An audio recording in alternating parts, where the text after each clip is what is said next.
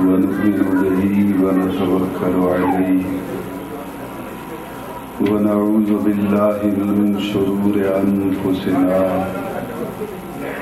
ومن سيئات أعمالنا من يهده الله فلا مضل له ومن يضلله فلا هادي له ونشهد أن لا إله إلا الله وحده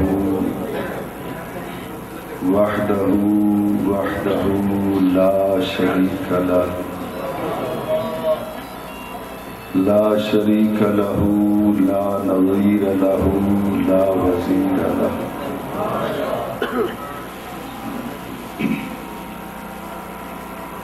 لا مثل له لا مثيل له لا مثال له ولا مماثل له سرمدي أبدي أزلي دهري ديمومي لا أول له ولا آخر له لا ند له لا ضد له لا حد له ونشهد أن سيدنا وحبيبنا وكريمنا مأوانا ملجانا سيدنا محمدا المصطفى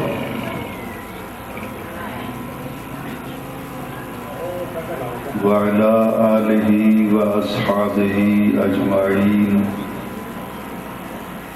أما بعد فقد قال الله تبارك وتعالى في كلامه الكريم فأعوذ بالله من الشيطان الرجيم بسم الله الرحمن الرحيم اذهب إلى فرعون إنه طغى قال رب اشرح لي صدري ويسر لي أمري واحلل عقدة من لساني يفقهوا قولي واجعل لي وزيرا من أهلي هارون أخي وفي مقام آخر وقل رب أدخلني مدخل صدق وأخرجني مخرج صدق واجعل لي من لدنك سلطانا نصيرا صدق الله لنا رسوله النبي الكريم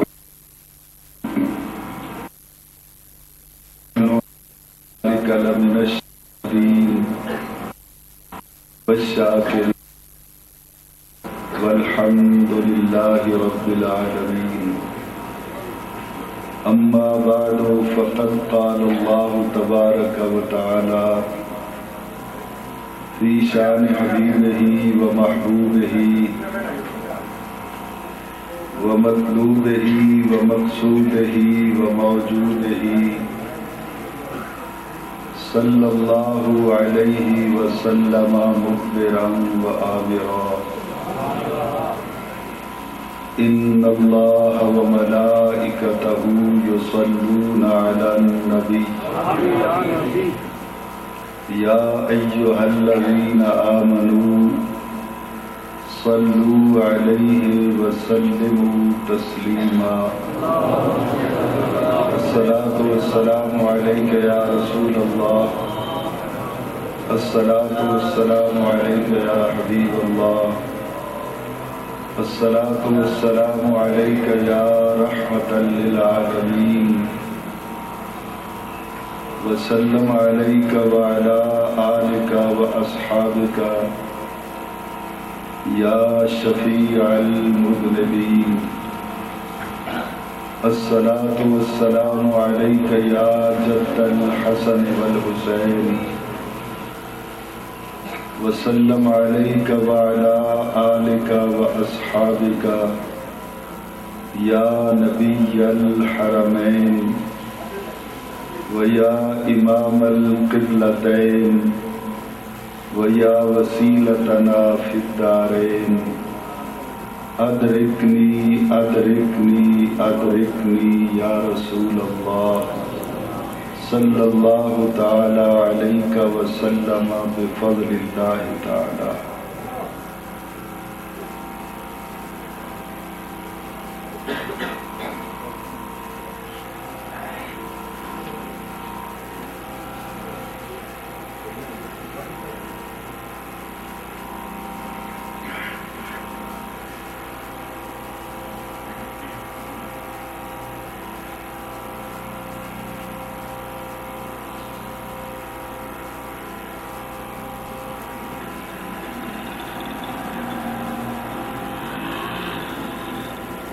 لائق صدعیز والاحترام مقتدر و محترم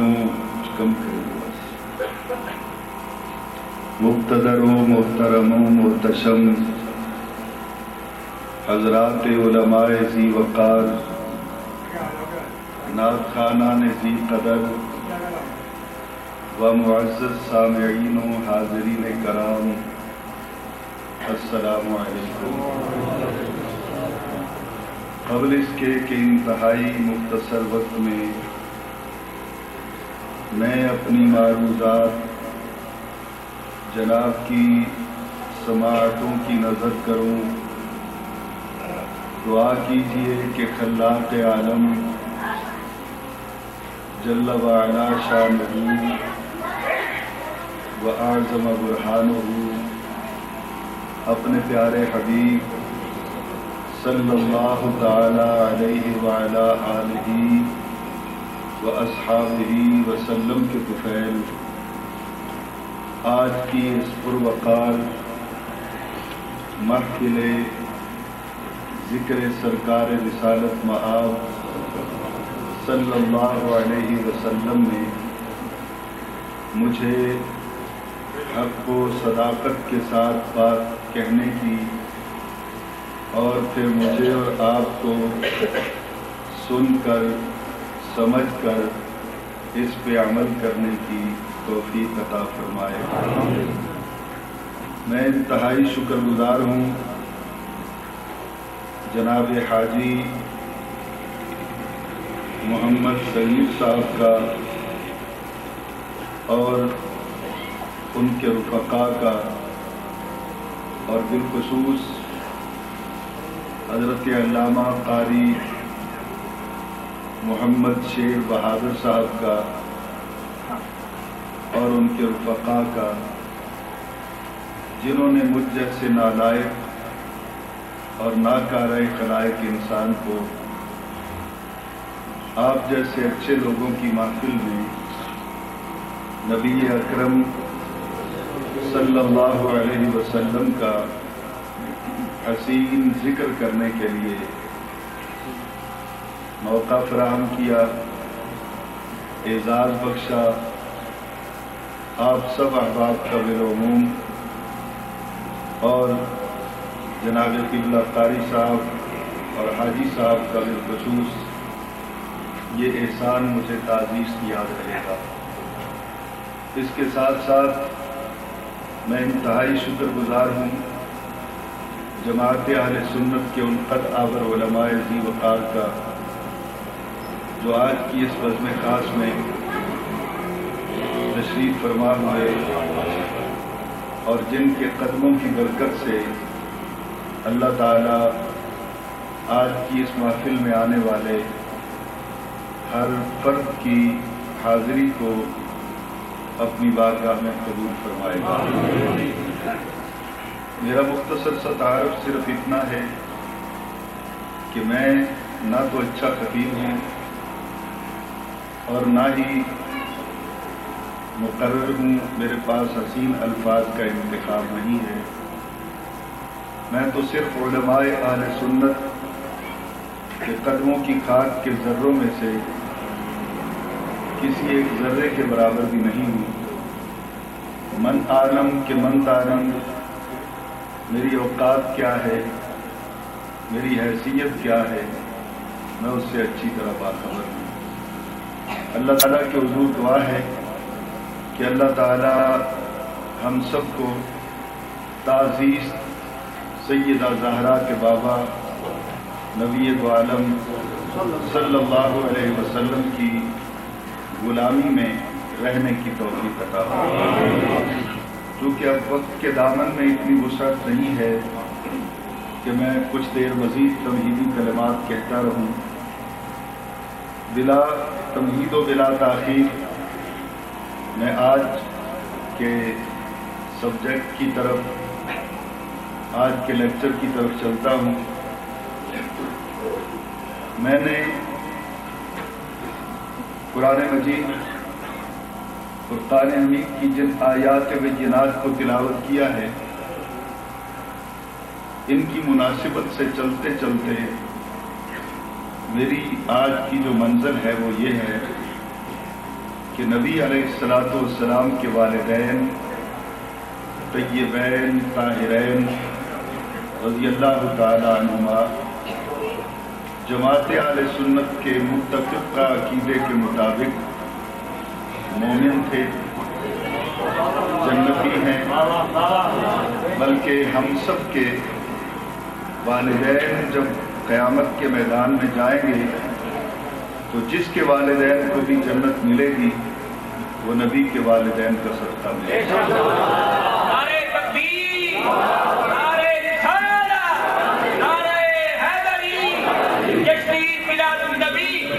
آواز ہے، آپ کا مزہ نہیں کر رہا۔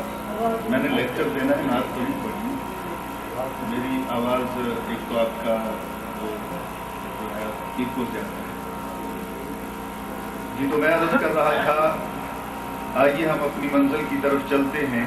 ابتدا میں ہم جس محبوب صلی اللہ علیہ وسلم کے والدین کے ایمان کا ذکر کریں گے، ابتدا میں ہم اس محبوب صلی اللہ علیہ وسلم جب وہ صحیح کریں گے میں قریب کروں گا۔ جی تو میں عرض کر رہا تھا کہ نبی اکرم صلی اللہ علیہ وسلم کے والدین کا ذکر کرنے سے پہلے ہم کچھ دیر، کچھ لمحے اس محبوب صلی اللہ علیہ وسلم کی عظمتوں کو ایک تقابلی صورت میں دیکھیں گے کہ اس کائنات میں جتنے بھی انبیاء کرام تشریف لے کے آئے، ان کا آنا اور لوگوں تک اللہ کا پیغام پہنچانا، ان کی زندگی میں جتنے بھی کٹھن اور مشکل مراحل آئے، ان سے ان کا گزرنا کس طرح کا تھا، اور میرے آقا صلی اللہ علیہ وسلم کا طریقہ کیا تھا، آپ نے جبر کس طرح برداشت کیا، آپ نے کٹھن مراحل سے کس طرح گزر کے انسانیت کو دکھایا، آپ نے آواز بھاری ہو سکتی،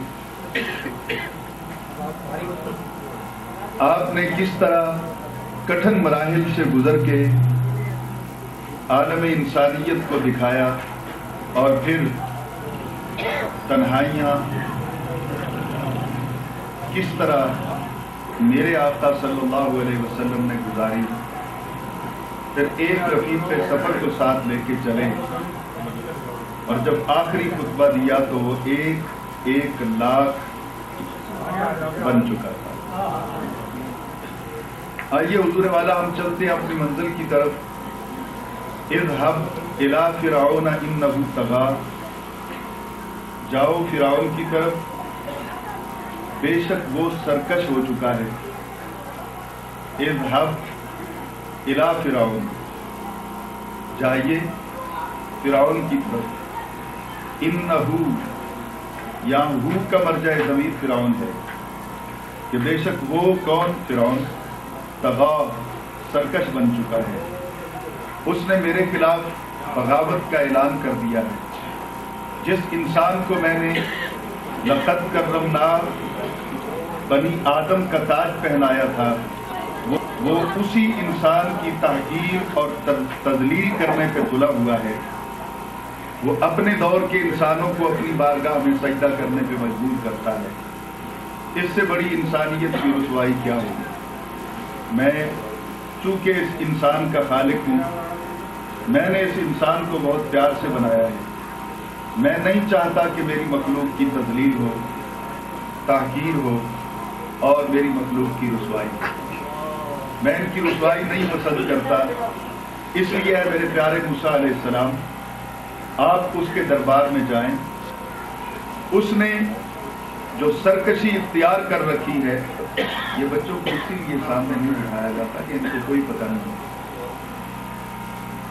آپ لوگ کم از کم محفل سجاتے ہیں تو اس کو دیکھا کریں، چھوٹے چھوٹے بچے آگے بٹھا دیتے ہیں جیسے آپ نے لیکچر کا تماشا کیا۔ جی تو میں عرض کر رہا تھا، اللہ تعالیٰ نے کہا کہ آپ جائیں اور جا کر اسے بتائیں کہ وہ اتنا سرکش نہ بنے، بغاوت نہ کرے، اس لیے کہ اس کی کوئی حیثیت نہیں ہے، وہ میرا مد مقابل نہیں ہے، وہ کیا میرا مقابلہ کرے گا۔ حضرت سیدنا موسیٰ علیہ السلام نے فوراً اللہ تعالیٰ کی جناب میں اپنے کچھ تحفظات پیش کر دیے۔ سب سے پہلی جو بات پیش کی وہ یہ تھی کہ فَلَهُمْ عَلَيَّ ذَنْبٌ فَأَخَافُ أَن يَقْتُلُونِ، یا اللہ میں جاتا تو ہوں لیکن علیہ ذنبن، انہوں نے مجھ پر الزام لگایا ہوا ہے، مجھ پر الزام ہے، فَأَخَافُ أَن يَقْتُلُونِ، جیسے ہی میں اس کی کورٹ کے اندر، دربار کے اندر جاؤں گا، اسی طرح مجھے اندیشہ ہے کہ وہ مجھے قتل کروا دے۔ بات کو ذرا سمجھیے گا، میں باوجود اپنی نالائقیوں کے کوشش تو کروں گا کہ بات کو آسان سے آسان کر کے اہل علم اور اہل خرد کی سماعتوں کی نظر کروں، لیکن پھر بھی میری کوتاہیاں، میری نالائقیاں پیش آتی رہیں گی اور آپ خود صورت مسئلہ کو سمجھنے کی کوشش کرتے رہیں گے۔ حضرت موسیٰ علیہ السلام نے سب سے پہلا اللہ کی بارگاہ میں جو اپنا مدعا بیان کیا وہ یہ تھا کہ یا اللہ، انہوں نے، پوری قوم فرعون نے مجھ پر الزام قتل لگایا ہوا، میں نے اپنی قوم کے ایک بندے کو چھڑانے کے لیے اس کی قوم کے ایک بندے کو مکہ مار دیا تھا، جبکہ میرا ارادہ اسے قتل کرنے کا نہیں تھا، میں دونوں کو ہٹانا چاہتا تھا، فساد ختم کرنا چاہتا تھا، لیکن شاید وہ نبی کی طاقت کا مقابلہ نہ کر سکا اور اس کی موقع پہ ڈیتھ ہو گئی۔ وہ آج بھی کیس میرے خلاف فرعون کے دربار میں پڑا ہوا ہے، انہوں نے مجھ پر الزام قتل لگایا۔ جو ارباب علم و دانش بیٹھے ہیں، میں آپ سے اپنے عقیدے کی ایک بات یہاں پہ شیئر کروں گا۔ قرآن پاک اپنی زبان کی خود ہی ڈکشن پیش کرتا ہے، اپنی بات کی خود ہی وضاحت کرتا ہے۔ یہاں پہ آپ دیکھتے ہیں کہ قرآن پاک نے ذنبن، ذنب کا معنی یہاں پہ الزام لیا، گناہ نہیں لیا ہے۔ وَلَهُمْ عَلَيَّ ذَنبٌ، آپ اٹھا کے دیکھ لیجئے، میں نہیں کہتا کہ اعلیٰ حضرت فاضل بریلوی کا ترجمہ لائیے، آپ کسی بھی مسلک کے عالم کا ترجمہ اٹھا کے پڑھ لیجئے، یہاں پہ ذنب کا معنی انہوں نے الزام لیا ہے کہ فرعون نے اور اس کے ساتھیوں نے مجھ پر الزام قتل لگایا ہوا ہے، میں جیسے ہی اس کی کورٹ میں، اس کے دربار میں جاؤں گا، وہ مجھے قتل کروا دے گا۔ فَأَخَافُ أَن يَقْتُلُونِ، مجھے خدشہ ہے کہ مجھے قتل کر دیا جائے گا۔ میں اس لیے جانے سے تھوڑا سا اعتراض کرتا ہوں، آگے یا اللہ جو تیرا حکم ہوگا۔ اب ذنبن کا معنی یہاں پہ الزام ہے، یہاں پہ گناہ نہیں ہے، تو پھر اِنَّا فَتَحْنَا لَكَ فَتْحًا مُبِينًا لِيَغْفِرَ لَكَ اللَّهُ مَا تَقَدَّمَ مِن ذَنبِكَ، وہاں پہ اتنا زیادہ شور کیوں ہے کہ یہ کہا جائے کہ اللہ تعالیٰ نے کہا کہ اے نبی میں نے تیرے گناہ معاف کر دیے ہیں، وہاں بھی ذنب کا معنی الزام لے لیا جائے تو جھگڑا ختم ہو جاتا ہے۔ لِيَغْفِرَ لَكَ اللَّهُ مَا تَقَدَّمَ مِن ذَنبِكَ وَمَا تَأَخَّرَ، اے محبوب تیری زندگی کے میں نے دو دور بنائے ہیں، ایک مکی دور ہے، ایک مدنی دور ہے۔ ما تقدم من ذنبک وما تأخر، تقدم اور تأخر کو ملایا جائے تو مکی زندگی کا دور پہلا بنتا ہے، تأخر مدنی زندگی کا دور بعد والا بنتا ہے۔ دونوں ادوار میں نبی پہ الزام لگتے رہے۔ جب مکے میں تھے تو انہوں نے کہا کہ یہ مجنون ہے، یہ جادوگر ہے، اور جب میرا نبی مدینے میں آیا تو انہوں نے الزام لگایا کہ یہ بھائی کو بھائی سے لڑاتا ہے، بیٹے کو باپ سے لڑاتا ہے. تو فتح مکہ کے دن لیغفر لک اللہ ما تقدم من ذنبک وما تأخر، اے محبوب جو الزام تجھ پر ہجرت سے پہلے تھے اور جو الزام تجھ پر ہجرت کے بعد تھے وہ سارے کے سارے آج میں نے ختم کر دیا. کیونکہ ذنب ڈکشن کے اندر، قرآن پاک کے اندر الزام کے معنی میں مستعمل ہے. تو انہوں نے کہا جی کہ وَلَهُمْ عَلَيَّ ذَنْبٌ فَأَخَافُ أَن يَقْتُلُونِ، کہ مجھ پر الزام قتل ہے، میں جاؤں گا تو مجھے قتل کر دیا جائے گا. اب ذرا دیکھیے گا، رب کہتا ہے کہ آپ جائیں، آپ جانے سے پہلے تحفظات پیش کر رہے ہیں، اور اس میں پہلا آپ نے جو عرض کی وہ میں نے آپ کے سامنے قرآن پاک کی. اس کے بعد آپ نے پھر کچھ اپنی طرف سے اللہ تعالیٰ کے حضور گزارشات پیش کی. یا اللہ میں جاتا تو ہوں لیکن سب سے پہلا مجھ پر یہ کرم کر کہ قال رب اشرح لی صدری، یا اللہ میں جانے کو تیار ہوں لیکن مجھے انشراح صدر عطا کر، یعنی میرا سینہ کھول دے. اور واضح کروں، یا اللہ میں جاتا تو ہوں اس دور کے بدترین شخص کے مقابلے میں، لیکن جانے سے پہلے مجھ پر یہ تو کرم کر کہ مجھے حوصلہ تو دے.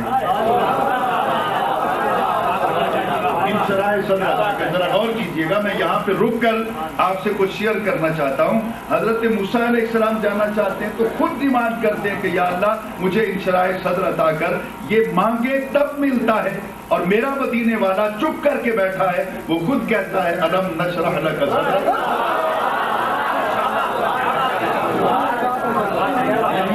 یہاں سے یہ نتیجہ بالکل واضح ہو کے سامنے آتا ہے کہ سابقہ ادوار میں نبی مانگ کر لیتے رہے.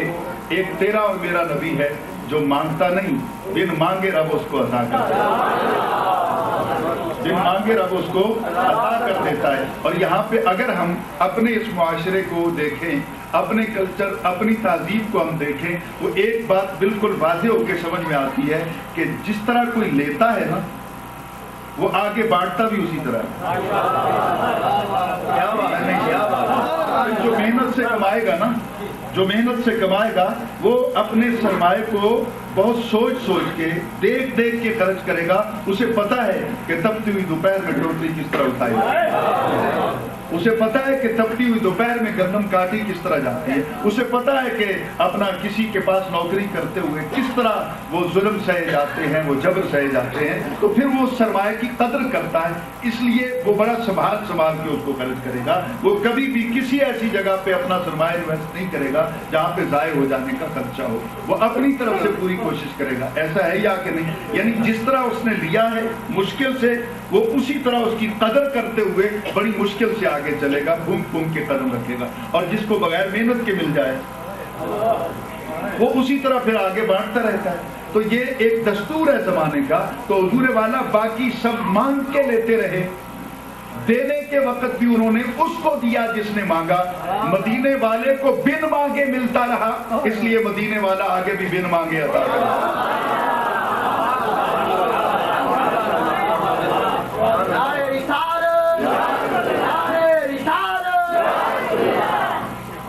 تو کہا رب اشرح لی صدری، یا اللہ میرا سینہ کھول دے، مجھے حوصلہ تو دے دے، تاکہ جب جبر کے پہاڑ ٹوٹے مجھ پر تو پھر میں حوصلے کے ساتھ ان کو برداشت کر سکوں. اور دوسری ساتھ یہ بات کر دی وَيَسِّرْ لِي أَمْرِي، وَيَسِّرْ لِي أَمْرِي، پہلے تو مجھے حوصلہ دے. اور پھر دوسری بات یہ ہے کہ جہاں تو بھیج رہا ہے تو جانتا ہے کہ وہ کتنا طاقتور ہے، کتنا جاہل ہے، نبی کے مقام سے آشنا نہیں. وہ تو تجھے نہیں مانتا، تیرے رسول کو کیا مانے گا؟ میں جاؤں گا تو وہ الٹ پڑے گا، معاملات بگڑ جائیں گے. اس لیے یا اللہ وَيَسِّرْ لِي أَمْرِي، میرا کام آسان کر دے. ذرا غور کیجیے گا، میرا کام آسان کر دے. یعنی جانا تو چاہتا ہے نبی، لیکن رب سے باقاعدہ وعدہ لے کر جانا چاہتا ہے کہ میں جا تو رہا ہوں لیکن میرا کام بالکل آسان کر دے تاکہ میں آسانی کے ساتھ جاؤں، میرے راستے میں کوئی مشکل نہ آئے، پانی بند نہ ہو. میں نہیں سمجھا سکا آپ نے کیا سمجھا. چلو آپ دو چار سن رہے ہیں، آپ سے بات کر لیتا ہوں. میرا پانی بند نہ ہو، مجھے کسی پہاڑ کی گھاٹی میں 3 برس نہ گزارنے پڑے. آپ سمجھ رہے ہیں؟ چلو آپ سے بات کر لیتا ہوں. غور کیجیے، مجھے کسی گھاٹی کے اندر 3 برس تک بھوکا اور پیاسا نہ رہنا پڑے.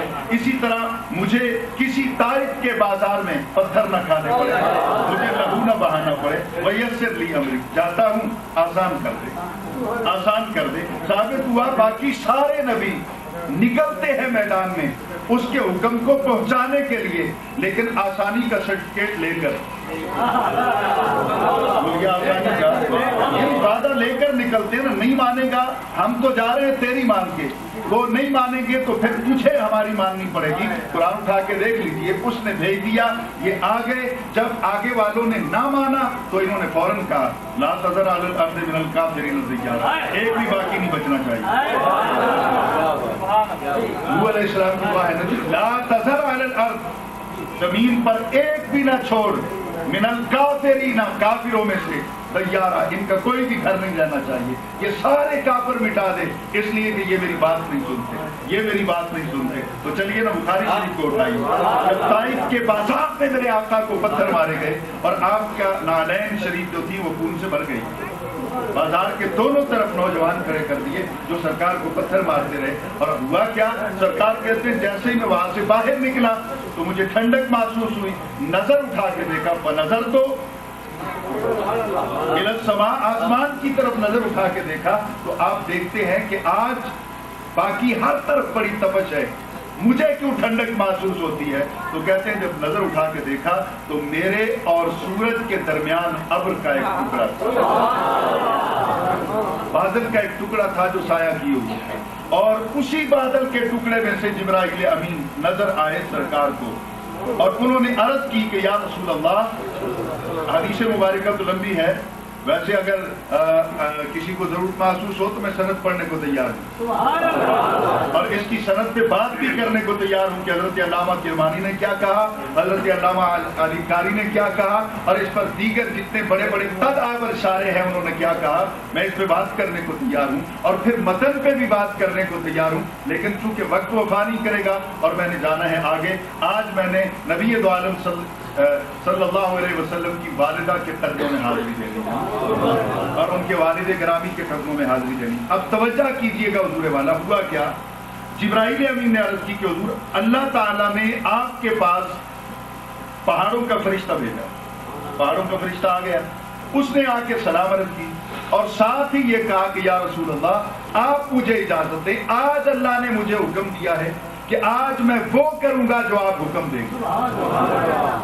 شاید میں کہہ نہیں سکا جو میں کہنا چاہتا، آپ سن لیجئے پہلے میری، جو میں کہنا چاہتا ہوں سنیے گا۔ فرشتوں کو بنایا اس لیے گیا کہ وہ عبادت کریں، اور عبادت رب کے ساتھ غیر ہے نا، رب کی عبادت کریں گے، اور لا آف نیچر کے ساتھ فرشتے کے اندر نافرمانی پائی نہیں جاتی، اس کے اندر وہ چیز موجود ہی نہیں ہے، فرشتہ اللہ کی عبادت میں ہی زندگی گزارے گا۔ تو اس فرشتے میں جو پہاڑوں کا فرشتہ ہے اپنی پوری لائف، لاکھوں سال کی ہے، کروڑوں سال کی ہے، جتنی بھی ہے، وہ اللہ تعالیٰ کی عبادت میں گزاری۔ آج اللہ نے کہا کہ جاؤ میرے محبوب کے پاس، جو وہ کہے وہ کرنا، جو میرا محبوب کہے وہ کرنا۔ وہ آ کے بیان کر رہا ہے جی کہ اللہ نے مجھے اس لیے، میں ابھی دکھانے کو تیار ہوں بخاری شریف میں۔ امام بخاری مصدقہ اپنے شیوخ سے بیان کرتے ہیں، اپنے مشائخ سے، اور ان کی بڑی کڑی شرائط ہے امام بخاری کی۔ یہ میرا کلاس روم نہیں ہے، نہیں تو میں عرض کروں کہ امام بخاری کی شرائط کیا ہے، امام مسلم کی شرائط کیا ہے، اسی طرح امام ترمذی کی کیا شرائط ہے راویوں کے بارے میں، امام نسائی کیا کہتے ہیں، امام ابن ماجہ کیا کہتے ہیں، امام ابو داؤد کیا کہتے ہیں، ہر کسی کی اپنی اپنی شرائط ہے۔ تو حضور اب یہ وقت نہیں ہے کہ میں اس طرف جاؤں گا، توجہ کیجئے گا۔ وہ فرشتہ آ کے عرض کرتا ہے کہ حضور آج مجھے اللہ نے بھیجا ہے، آج میں وہ کروں گا جو آپ چاہیں گے۔ تو ثابت ہوا کہ آج وہ عبادت نہیں کرے گا، آج وہ عبادت نہیں کرے گا۔ غور کیجیے گا، میں بہت زبردست مشکل مرحلے پہ ہوں، علماء ذی وقار بیٹھے ہیں، ان کے قدم چوم کر عرض کر رہا ہوں، اگر کوتاہی کروں تو ان کو بھی قسم دیتا ہوں کہ یہ میری ابھی اصلاح کر دیں تاکہ میری وجہ سے کسی کا عقیدہ ڈیمیج نہ ہو جائے۔ حضور غور کیجیے گا اس بات پر کہ کیا آج وہ رب کی عبادت نہیں کرے گا؟ نہیں کرے گا تو پھر وہ نحن نسبح بحمدک ونقدس لک کا اصول کدھر جائے گا؟ ثابت یہ ہوا کہ کوئی فرشتہ ایسا بھی تو ہوگا نا جس کی زندگی کا ایک دن दिन रब की इबादत के बगैर गुजरा होगा तो फिर वो सारा लॉ, वो सारा कानून किधर चला जाएगा। हुजूर उसने इबादत के बगैर नहीं दिन गुजारा। आज अल्लाह ताला ने उसको नबी की बारगाह में भेजकर और ये कहकर कि जो नबी कहे वो करना क़यामत तक के लिए साबित कर दिया है। उसका हुक्म मानो तब भी इबादत है, रसूल का हुक्म मानो तब भी।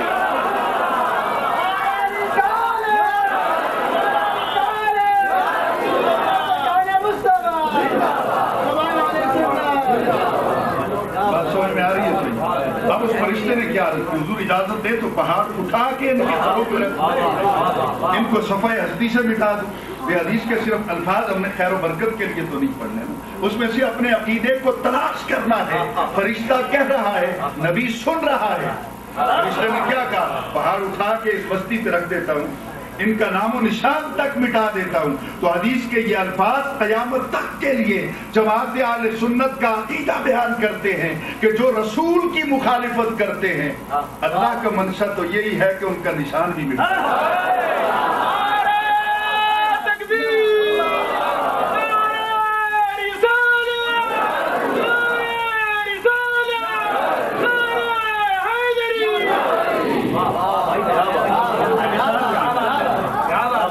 तो पहाड़ों को मिला दूं, इनका तस्करा बाकी न रहे, इनका जिक्र तक बाकी न रहे।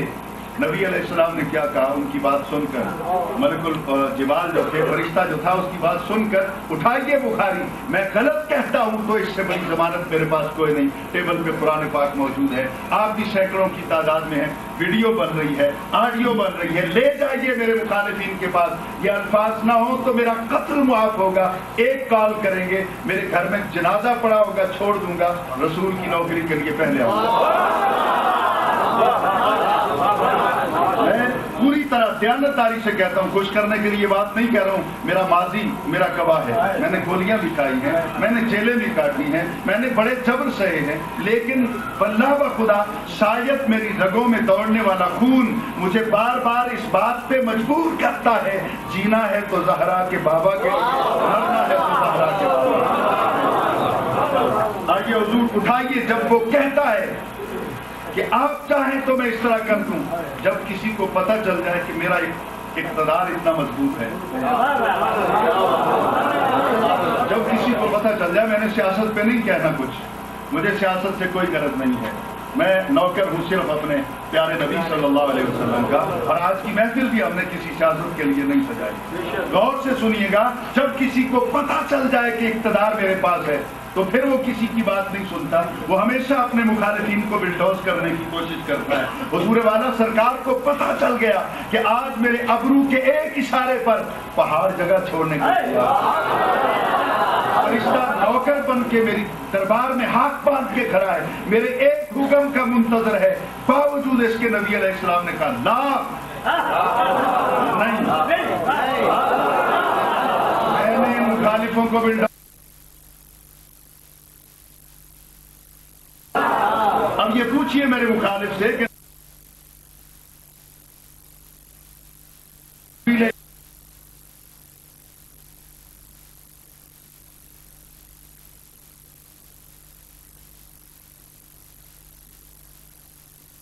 ये इज़राब के लिए है या इब्ताल के लिए?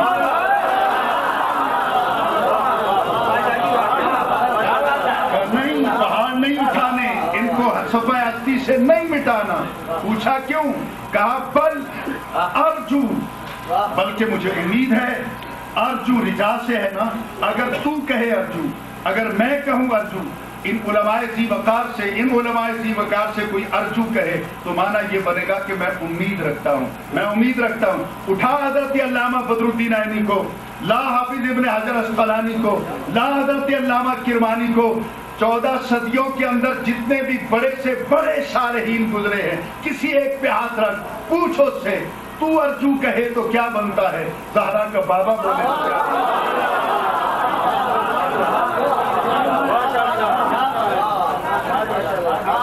बल अर्जू, बल्कि मुझे उम्मीद नहीं। कहते हैं जब कोई और बोलेगा अर्जू तो इसका माना बनेगा उम्मीद है, और जब सरकार कहेंगे तो फिर इसका माना बनेगा यकीन है। उम्मीदें तो हम सो जाती हैं, نا, उम्मीद है कि बारिश बरसेगी नहीं बरसी, उम्मीद है कि फसल अच्छी होगी नहीं होती. यानी उम्मीद के अंदर दोनों पहलू पाए जाते हैं, नेगेटिव भी पॉजिटिव भी, मंफी भी मुस्बत भी, दोनों पहलू पाए जाते हैं. उम्मीद है कभी पूरी हो जाती है कभी नहीं पूरी होती. लेकिन जब नबी कहेगा अर्जू तो उठा मुल्ला अली कारी को, उन्होंने इस पे कई सफहात पे लिखा और कहा कि नबी ने कहा अर्जू तो इसका मतलब है नबी ने कहा मुझे यकीन है. क्या यकीन है? बल अर्जू अन युखरिजल्लाहु मिन अस्लाबिहिम.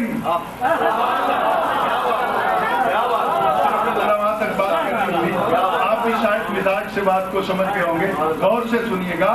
बल अर्जू अन युखरिजल्लाहु मिन अस्लाबिहिम. जानता कुछ नहीं, नबी जानता कुछ नहीं, जानता कुछ नहीं, फिर भी कहता है अन युखरिजल्लाहु, निकालेगा अल्लाह ताला मिन अस्लाबिहिम, इनकी पुश्तों में से. साबित हुआ तू कहता है नबी जिंदों को नहीं जानता. ये हदीस तो साबित करती है जो पुश्त में कतरे की सूरत में है नबी उनको भी जानता है. ये काफिर पैदा होंगे कि मोमिन पैदा होंगे.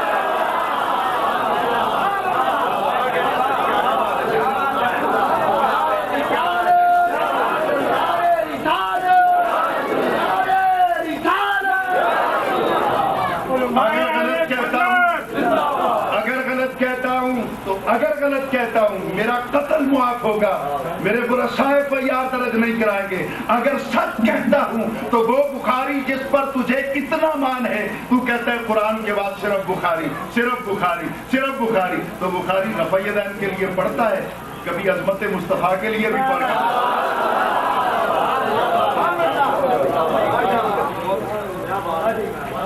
अब जरा गौर से सुनिएगा हुजूर वाला. इस पर मुल्ला अली कारी ने लिखा अन युखरिजल्लाहु मिन अस्लाब. इस पर मुल्ला अली कारी ने लिखा कि नबी की ये बात फतेह मक्का वाले दिन साबित हो गई कि उस दिन कोई घर मक्का का ऐसा नहीं था जिसमें रसूल का जिक्र नहीं हो रहा, जिसमें कलमा नहीं पढ़ा जा रहा था. हर घर के अंदर. अब जरा गौर कीजिए, नबी फैसला करता है मुस्तकबिल को देखकर, नूह अलैहिस्सलाम ने फैसला किया हाल को देखकर. अब शायद इस तरह सुनने के आदी नहीं होना चाहिए. मैं मुस्तकबिल चलो छोड़ता हूँ इसको. तो नूह अलैहिस्सलाम ने ये कह दिया मिटा दे इनको. नबी कहता नहीं, इनको नहीं मिटाना. तो साबित हुआ अच्छों से बुरे, बुरों से अच्छे पैदा होते रहते हैं. ये एक उसूल है जो दुनिया में चला आ रहा है. तो आइए चलते हैं अपनी मंजिल की तरफ. क्या कहा? वयस्सिर ली अमरी. बात याद है? ऊंची बात से बोलिए. जो नौजवान बैठे हैं आप मेरे मुखातिब हैं, बुजुर्ग तो पहले एक रास्ते पे पक्के चल रहे हैं. आप नौजवान जो है वो मेरी बात को सुने. आने वाला कल आपका है, झंडा आपके हाथ में होगा नामूस रिसालत का. सरकार की इज्जत की खातिर अब मैदान में आपने निकलना है. मैंने क्या निकलना है? मैंने तो जिंदगी की 60 बहारें देख ली. 28 बरस मुझे चटाई पे बैठे हुए हो गए. अब जरा गौर से मेरी बात को हुजूर वाला सुनिएगा. वयस्सिर ली अमरी, आसान कर दे मेरा काम. वाहलुल उक़दतम मिन लिसानी, मेरी जुबान भी साफ कर दे.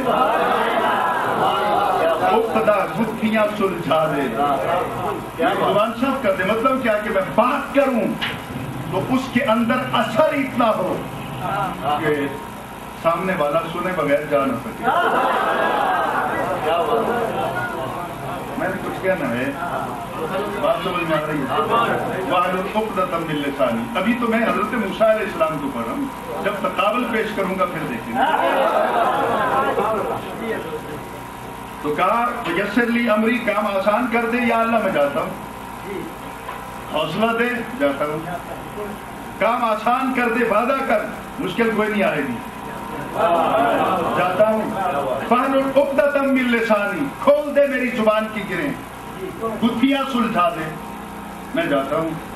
और यफ़क़हू क़ौली, ये भी वादा कर वो मेरी बात सुनेगा और समझेगा. यफ़क़हू, वो मेरी बात सुनेंगे समझेंगे. कौली, कौली जाए मुतकल्लिम है. यफ़क़हू वो समझेंगे, कौली मेरी बात को.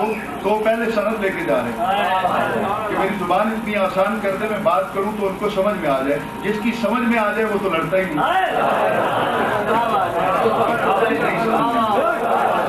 کہ جھگڑا ختم ہو جاتا ہے نا جب معاملہ سمجھ میں آ جائے. معاملہ سمجھ میں نہ آئے تو جھگڑا چلتا رہتا ہے. نہیں میں نہیں شاید نہیں عرض کر رہا تھا 2-4 دن میں آپ کو سمجھ میں آ جائے گی بات نا. دو فریقوں کے درمیان جب سمجھ نہ آئے بات جھگڑا چلتا رہتا ہے. جس دن سمجھ آ جائے معاملہ ختم ہو جاتا ہے. تو حضرت موسیٰ علیہ السلام پہلے سے ہی یہ سند لے کے جانا چاہتے ہیں کہ جھگڑا ہو ہی نہ, جھگڑا ہو ہی نہ. جب کہوں قولی وہ میری بات کو سمجھ لے. حوصلہ دے دیا, کام آسان کر دیا, زبان کی گریں کھول دی, وہ تیری بات کو سمجھ جائیں گے. اور کیا ہے کعبہ جعل لی وزیرا, مجھے ایک مددگار بھی چاہیے. وجعلنی وزیرا, مجھے ایک مددگار بھی چاہیے. اور مددگار مجھے آؤٹ آف برادری نہیں چاہیے, من اہلی, مجھے کسی دوسری برادری سے نہیں چاہیے, میری اپنی برادری کا ہو. من اہلی, اہلی پر تقریباً 36 کے قریب پوائنٹ آؤٹ کیے علماء نے. تو میں وہ بیان کرنے لگوں گا تو شام ہو جائے گی, پھر شام سے رات آ جائے گی, پھر آپ تنگ آ جائیں گے. آئندہ کوئی میرا اعلان کریں گے قاری شیر بہادر صاحب آپ گھر سے نہیں آئیں گے. وہ 36 پوائنٹ میں آؤٹ نہیں کر, صرف 2 آپ سے شیئر کرتا ہوں. اہلی کے 2 معنی بنتے ہیں, یا تو من اہلی میرے گھر سے میرا مددگار ہو, یا پھر اہل سے ہے کہ اس کو مددگار بنا جو اہل ہو, نا اہل کو نہیں بنا. ثابت ہوا کہ قرآن نے وزیر کے لیے کیبنٹ کے وزیر کے لیے ایک قاعدہ بنا دیا کہ وزیر جو ہے اہل ہونا چاہیے, نا اہل کو وزیر نہیں بنانا. وزیر مددگار ہوتا ہے نا صرف, تو مددگار اہل ہوگا تو صحیح مدد کرے گا. اچھا, وجعلنی وزیرا من اہلی, یہ بھی بتا دیا کہ میری اہل سے ہو. اور پھر ساتھ ہی اللہ تعالیٰ کی بارگاہ میں یہ اپلیکیشن بھی دائر کر دی کہ ہارون اخی, میری اہل سے بنے گا نا تو پھر بھائی کو بنا. تو بھائی نبی کا مددگار بننے کے لیے یا بھائی ہوگا یا بھائی جیسا ہوگا. نہیں سمجھا, یا بھائی ہوگا یا بھائی جیسا ہوگا, پھر وہ نبی کا مددگار بنے گا. اب یہ ساری باتیں آپ نے سنی, اس پہ اور لمبی باتیں ہو سکتی ہیں لیکن نہیں, آئیے چلتے ہیں 15ویں پارے میں. وَقُلْ رَبِّ أَدْخِلْنِي مُدْخَلَ صِدْقٍ. قُلْ, قَالَ اور قُلْ فرق ہے. قَالَ اس نے کہا یعنی کہنے والا مرضی سے کہہ رہا ہے. اور قُلْ وہ تو چپ بیٹھا ہے, کوئی اور کہلوا رہا ہے. حضور یہاں پہ عربی قاعدہ کیا ہے مجھے تو پڑھاتے, کتنے برس بیت گئے. قل قال یقولو کے بعد عبارت کا مرجع ضمیر متکلم کی طرف جائے گا نا. قل کے بعد عبارت اس کی ہوگی جس کو قل کہہ کے بلوایا گیا. قالا کے بعد عبارت اس کی ہوگی جس نے کہا. یقولو کے بعد اس کی عبارت ہوگی جس کی طرف اشارہ کر کے کہا گیا کہ وہ کہتا ہے. قال انه یقول انها بقرة لا فارض ولا بکر عوان بین ذلک ففعلوا ما تؤمرون. قال کہا موسیٰ علیہ السلام نے, انه یقول, وہ کہتا ہے کون, ان اللہ یامرکم کا فاعل جو ہے وہ کون ہے, اللہ تعالیٰ. تو یقول وہ کہتا ہے نا, بقرۃ گائے لے کے آؤ, لا فارض بوڑھی نہ ہو, ولا بکر بچی نہ ہو, عوان بین ذلک نوجوان ہو. بات سمجھ میں آ رہی ہے؟ میں یہاں صرف قال یقول اور قل کے بارے میں بات کر رہا ہوں. تو قل کے بعد جو بات آئے گی وہ اس کی ہوگی جس سے کہلوائی جا رہی ہے, تو قل کے بعد ہے رب ادخلنی. اگر یہ رب کا کلام ہے تو رب کہتا ہے رب کو کہ مجھے داخل کر. دوسرا رب کہاں سے لائے گا تو, جس کو رب کہتا ہے. تو یہ رب نہیں کہہ رہا نا, یہ رب رسول کو کہتا ہے کہ تو اس طرح کہہ,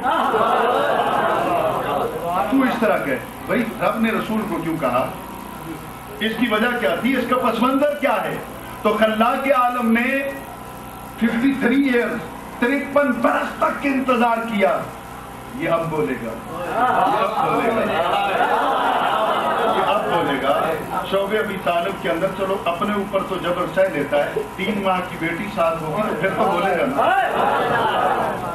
سیدہ فاطمہ الزہرا 3 برس کی ہے نا, 3 برس کی ہے جب صاحب ابی طالب کے اندر جاتی ہیں. جب 3 برس کا محاصرہ ختم ہوتا ہے، یہ قید و بند اور جبر کا زمانہ گزرتا ہے، تو میرے آقا سب کو برادری کو بلا کے کہتے ہیں تیرا قرض چکا دیا، تیرا چکا دیا، تیرا کل تک چکا دوں گا، تیرا پرسوں چکا دوں گا، تو جو چاہے مانگ مجھ تجھے دینے کو تیار ہوں. جب یہ بیٹی سامنے آتی ہے میرے آقا کی آنکھیں اشکبار ہو جاتی ہیں، کہتے ہیں سب کے قرض اتر جائیں گے.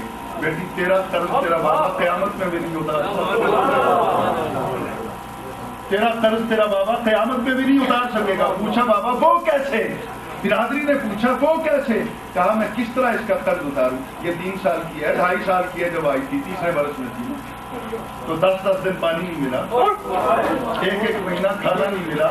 میں خود کترا جاتا تھا کہ اس کے سامنے نہ آؤں، کہیں یہ 2.5 برس کا پھول کملا نہ جائے، مرجھا نہ جائے، اور کہیں کوئی شکوہ نہ کر بیٹھے لاڈ میں پیار میں آ کر.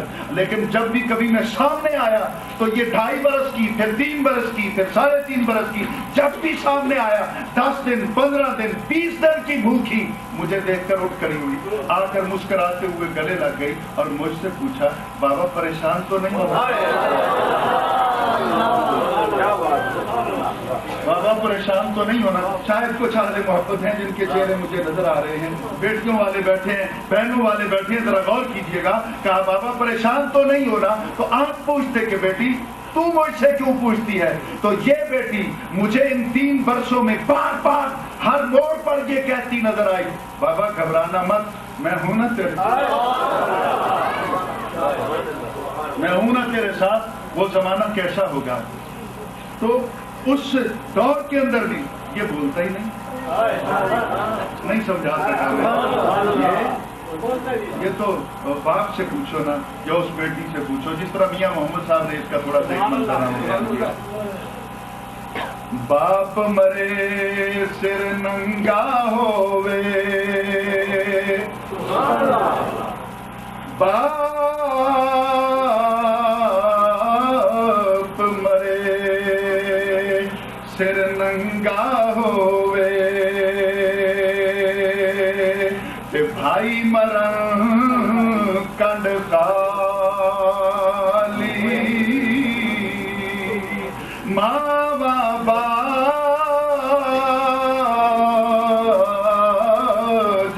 محمد بخشا، ماوا باج محمد بخشا، تے کون کرے رکھوالی،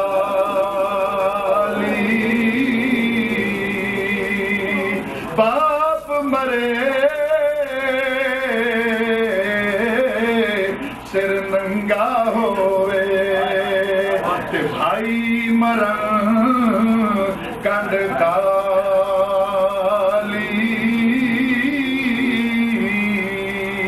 ماوا باج محمد بخشا، تے کون کرے رکھوالی. اللہ کے عالم نے کہا 53 برس بیت گئے، میں یہ انتظار کرتا رہا، رو کے اب بولے گا، اب بولے گا، اب بولے گا، کوئی دعا یا بد دعا ضرور کرے گا. 53 برس بیت گئے، ابھی تک نہیں بولا تو رب نے پیغام دے دیا وَقُلْ رَبِّ أَدْخِلْنِي مُدْخَلَ صِدْقٍ وَأَخْرِجْنِي مُخْرَجَ صِدْقٍ وَاجْعَلْ لِي مِن لَّدُنكَ سُلْطَانًا نَصِيرًا.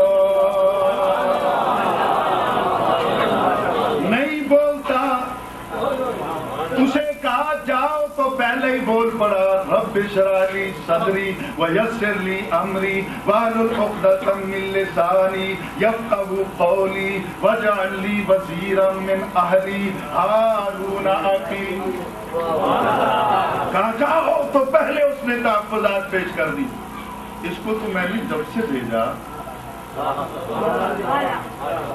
یہ آج تک بولتا ہی نہیں ہے، کچھ کہتا ہی نہیں ہے، تو کہا چلو میں ہی اس کو کہتا ہوں، خود نہیں مانگتا نا تو میں کہتا ہوں آج مانگ لینا۔ فقل، اے نبی آپ کہہ دیجیے، رب ادخلنی مدخل صدق، داخل کر مجھے مدخل صدق کے اندر، یعنی میں جانا تو چاہتا ہوں لیکن صدق کے ساتھ، آپ کے بس کی وہ کس طرح کہتے ہیں کہ راہ پر ان کو لگا تو لائے ہیں باتوں میں، اور کھل جائیں گے دو چار ملاقاتوں میں۔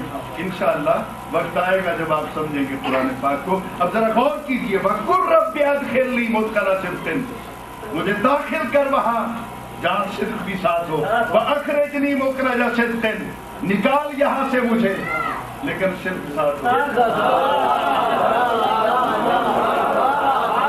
نہ میں داخل ہونا چاہتا ہوں، سنیے، نہ میں داخل ہونا چاہتا ہوں صدق کے بغیر، نہ نکلنا چاہتا ہوں صدق کے بغیر، یعنی مکہ سے نکلوں گا تب جب صدق ساتھ ہوگا، مدینہ میں اس وقت داخل ہوں گا جب صدق ساتھ ہوگا۔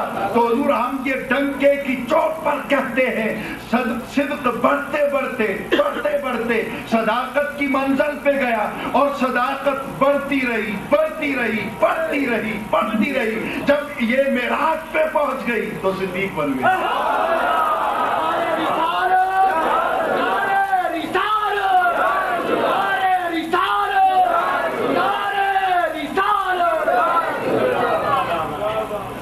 اب بات کو سمجھیے گا حضور کہ نبی مکہ سے صدیق کو ساتھ لے کے جانا چاہتا ہے، اپنی مرضی سے نہیں۔ اس نے انتخاب کیا ہے کہ راستے کی مشکلات ہیں، تنہائیوں کے تو نے بڑے سفر کیے ہیں، اب اکیلا نہ جا، میں اس کی سفارش کرتا ہوں اس کو ساتھ لے جا، میں ان کی سفارش کرتا ہوں اس کو ساتھ لے جا، وہ تیرے ساتھ رہے گا، کسی بھی مرحلے پر پیچھے نہیں رہے گا۔ حضور کبھی راستے کا آپ نے منظرنامہ کبھی غور سے پڑھا؟ جب ابو جہل صبح ہو گئی، پتہ چلا کہ نبی پاک تو جا چکے ہیں، لوگوں نے کہا چلو تلاش کرنے چلتے ہیں، ان کا پاگل ہو گئے، کدھر تلاش کرنا؟ کہا بہت دور نکل گئے ہوں گے، جلدی گھوڑے اور اونٹ منگواؤ۔ کہا کہیں نہیں جانا، پہلے صدیق کے گھر چلو۔ کچھ کہوں جی اجازت ہے؟ یہ ابو جہل بھی مانتا تھا یا نبی رب کے گھر میں ہوتا ہے یا صدیق کے گھر۔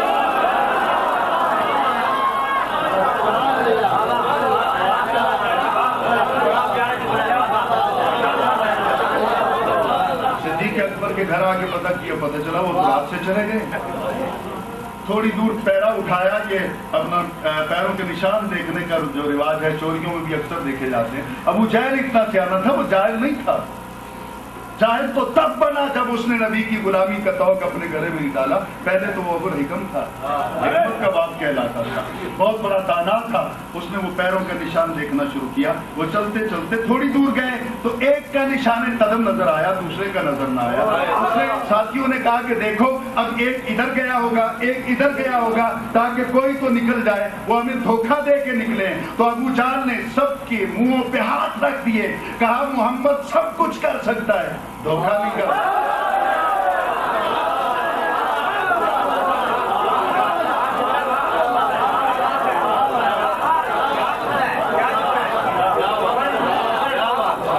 اگر دھوکہ نہیں کر سکتا تو پھر ایک کا پاؤں یعنی 2 قدموں کے نشان تو نظر آتے ہیں۔ دوسرا ساتھی کون ہے؟ کہا میں مکے میں رہا، مکے میں پلا، مکہ میں بڑھا، وہ بھی ہمارے ساتھ قریب 50 برس رہا۔ صدیق اکبر بھی ہمارے ساتھ رہے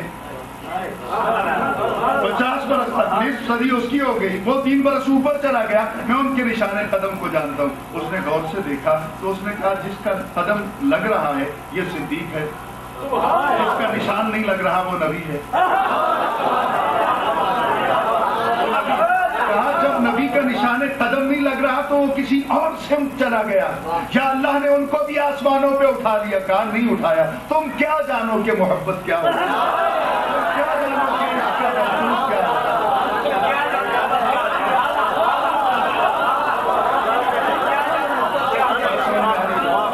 تم اور مزاج کیا ہے؟ ابو جہل یار تو آج ہمیں بار بار پاگل کہتا ہے, ہمیں تو آج بار بار سخت سست الفاظ کہتا ہے, بات کیا ہے؟ کہا تمہیں سمجھانا چاہتا ہوں, صدیق ساتھ ہو وہ اپنے محبوب کو پیدل چلنے دے,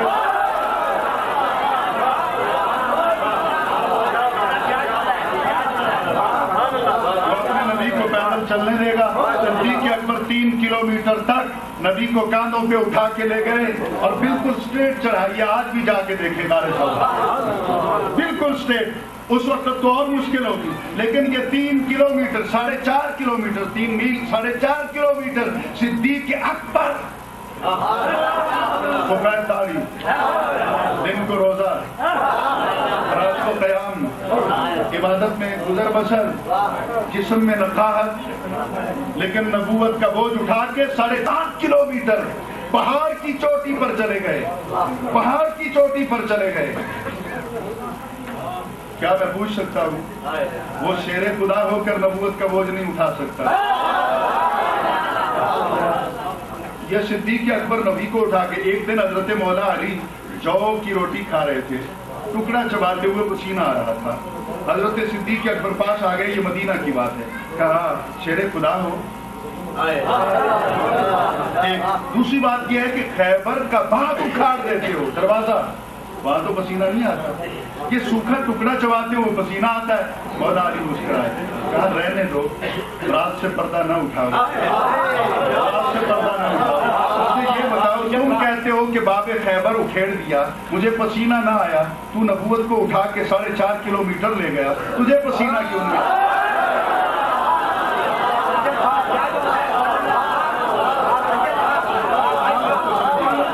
تجھے پسینہ کیوں نہیں آیا؟ تجھے پسینہ کیوں نہیں آیا؟ تو حضرت صدیق اکبر کی آنکھوں سے آنسو ڈھلک آئے. کہا علی بھائی تیرے سامنے کیا پڑتا ہے, میں کب لے گیا تھا, وہ تو سائیں کا کرم تھا, وہ مجھے لے گئے, وہ مجھے لے گئے تھے. تو حضرت علی کا بدن کانپنے لگا. کہا تم اس راز سے آشنا ہونا کہ جہاں انسان کی اپروچ نہیں نبی لے جاتا ہے, اگر تجھے اتنی دور نبی لے گیا تھا تو باب خیبر میں کون ہوتا ہوں توڑنے والا, وہ بھی طاقت نبی کی تھی, نام میرا.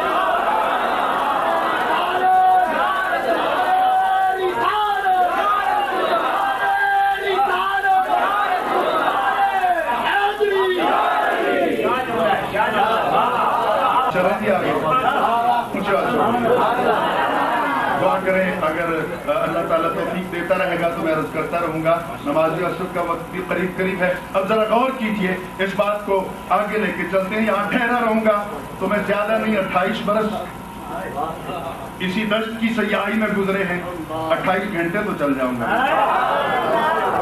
اب ذرا غور کیجئے گا حضور والا, میں جو بات کہنے جا رہا ہوں. کہا اے نبی ڈیمانڈ کر, داخل کر صدق کے ساتھ, نکال صدق کے ساتھ, مدخل بھی صدق کے ساتھ ہو, مخرج بھی صدق کے ساتھ ہو, ٹھیک ہے. اور پھر اے نبی اور بھی تجھے کہتا ہوں.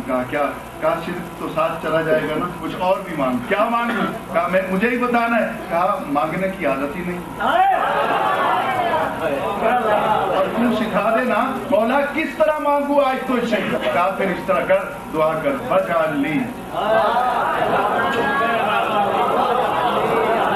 میں کچھ کہنا چاہتا ہوں, غور کیجیے گا.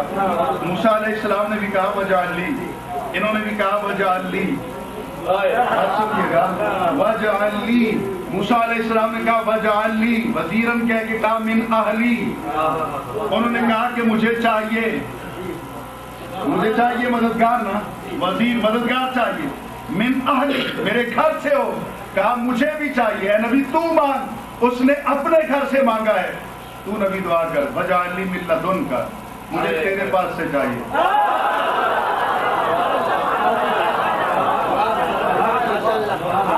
وجعل لی من لدنک, مجھے چاہیے, عطا کر مجھے, بنا دے میرے لیے.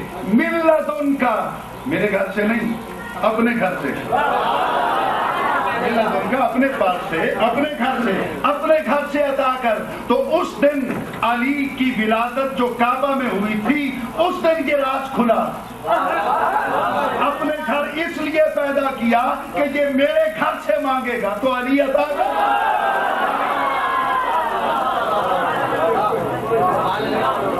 سیدی مرشدی یا نبی یا نبی، چنانچہ بھی بلند آواز سے ہاتھ اٹھا کے سیدی مرشدی یا نبی یا نبی، غلام ہیں غلام ہیں رسول کے غلام ہیں، غلامی ہے رسول میں موت بھی قبول ہے، نعرہ حیدری نعرہ حیدری، وجعل لی بنا دے میرے لیے، لی لنا، یہ بنائیے اس کے کیا بندے پہ، لگا لکما لکم لہو لہما لہم، یہ پھر سارے آئیں گے۔ اب غور کیجئے گا حضور والا، فجعل لی بنا دے میرے لیے، ملت ان کا، میرے گھرانے سے نہیں، اپنے پاس سے، سلطانن، طاقتور، طاقتور، موسیٰ علیہ السلام کہتے ہیں مددگار بنا دے، درمیان میں ڈیمانڈ نہیں کرتے، رب اپنے نبی کو سکھا رہا ہے، مانگنا ہے نا تو مددگار تکڑا مانگ، مانگنا ہی ہے تو تکڑا، صاحب دعا کے وسیلہ ہو یا مددگار، دونوں طاقتور ہونے چاہیے، جو خود نہیں ہل سکتا تیری مدد کیا کرے۔ وجعل لی ملت ان کا سلطانن، بنا دے میرے لیے اپنے پاس سے، اپنے گھر سے، طاقتور، نصیرا، مددگار، مجھے مددگار عطا کر، لیکن اپنے گھر سے، میرے گھر سے نہیں، اور طاقتور مددگار عطا کر۔ آئیے حضور والا، آپ کی وساطت سے میں اپنے مخالفین کو دعوت فکر دیتا ہوں کہ مولانا یہ دعا رب نے سکھائی، نبی نے مانگی، اور نبی کو رب نے کہا مجھ سے مدد نہ مانگ، مددگار مانگ۔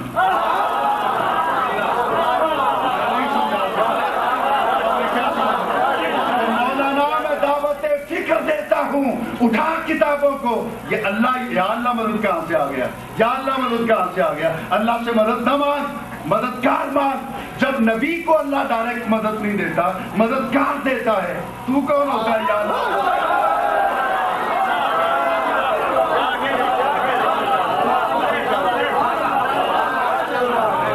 سمجھ میں آ رہی ہے؟ تو رب سے مدد نہیں مانگی، مددگار مانگا، اور رب کے کہنے پر مانگا، رب کے کہنے پر مانگا، تو اللہ تعالیٰ نے مددگار دیا۔ کس طرح؟ ذرا غور کیجیے، اس نے وزیر مانگا، اس نے نصیر مانگا۔ ایک بات میں پھر آگے چلوں گا تقابل میں، اب چونکہ وقت بہت کم ہوتا جا رہا ہے، اب غور کیجیے گا، انہوں نے وزیر مانگا، میرے آقا نے، میرے مرشد نے، میرے ہادی نے، میرے نبی نے، آپ کے لجپال نبی نے نصیر مانگا، نصیر مانگا، وزیر مانگا، نصیر مانگا، سن رہے ہیں صحیح؟ وزیر مانگا، نصیر مانگا، وزیر مانگا تو کیا ملا، نصیر مانگا تو کیا ملا؟ مجھے عادت نہیں ہے کہ میں آپ کو کہوں گا کہ سبحان اللہ کہیں، بس جس کے نصیب میں ہوگا وہ کہتا رہے گا۔ اور کیجیے گا نا حضور والا، اس نے وزیر مانگا، میرے آقا نے رب کے کہنے پر نصیر مانگا، اس نے اپنے گھر سے مانگا، اس نے اس کے گھر سے مانگا، اس نے اپنے گھر سے وزیر مانگا، اس نے اس کے گھر سے نصیر مانگا، تو جس نے اپنے گھر سے وزیر مانگا اس کو اخی مل گیا، جس نے اس کے گھر سے نصیر مانگا اس کو علی مل گیا۔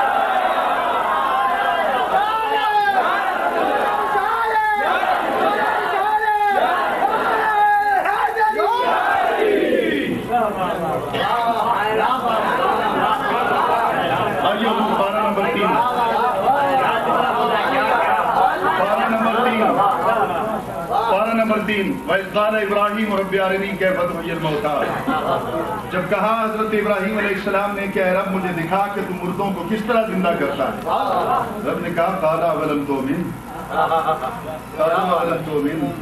یہ اس طرح میں نہیں سمجھا سکوں گا، شاہ منصور رحمۃ اللہ تعالیٰ علیہ کو سزا ہو گئی، سزا دینے والے بھی سچے تھے کیونکہ شریعت ظاہر کا فیصلے کرتی ہے، ہم سزا دینے والوں پہ فتویٰ نہیں لگاتے، وہ کسی اور منزل پہ تھے، یہ کسی اور کرسی پہ تھے، دونوں کے راستے جدا جدا تھے نا، اسی لیے تو کسی نے کہا کہ کیوں منصور دی بولی بولیں گے،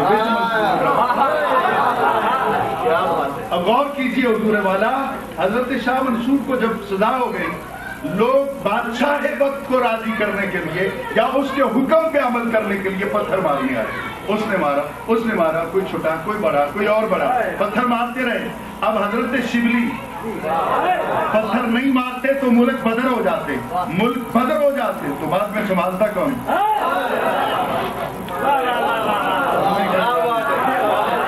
کسی نے تو خاک منصور کو سنبھالنا تھا نا, کسی نے تو اجزاء منصور کو سنبھالنا تھا نا. وہ منصور تھا نا, ناصر نہیں تھا. ناصر یا نصیر نہیں تھا, وہ منصور تھا. اب ذرا غور کیجئے حضور والا, سب نے پتھر مارے اور حضرت شبلی رہنا بھی چاہتے ہیں تاکہ بعد میں غلامی کروں, اپنے دوست کی دوستی نبھاؤں. رہنا بھی چاہتے ہیں, نہیں تو ملک بدل ہو جاتے. بادشاہ نکال دیتا, لوگ پتھر پکڑ کے آئے, وہ چھپا کے پھول لے آئے. یہ تو بہت بڑا ہے نا. وہ چھوٹا سا ایک پھول اور چھوٹا سا لے کے آئے, قریب آ کے بہت زور سے مارا, سب کے پتھر کھا کے منصور مسکرائے. اس کا پھول لگا تو چیخ پڑے, رو پڑے. شبلی نے کہا یہ کیا ہے, یہ پتھر مارتے ہیں نہیں روتے ہو, میں نے پھول مارا ہے رو پڑے ہو. کہا وہ تو جانتے نہیں,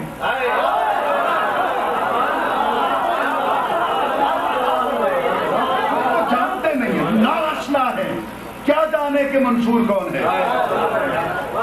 حضرت منصور قید میں تھے نا جی, جیل میں. آپ جیل میں تھے, آپ نے قیدیوں کو بلوا کے کہا یار اگر تم کہو تو تم سب کو آزاد کر دوں.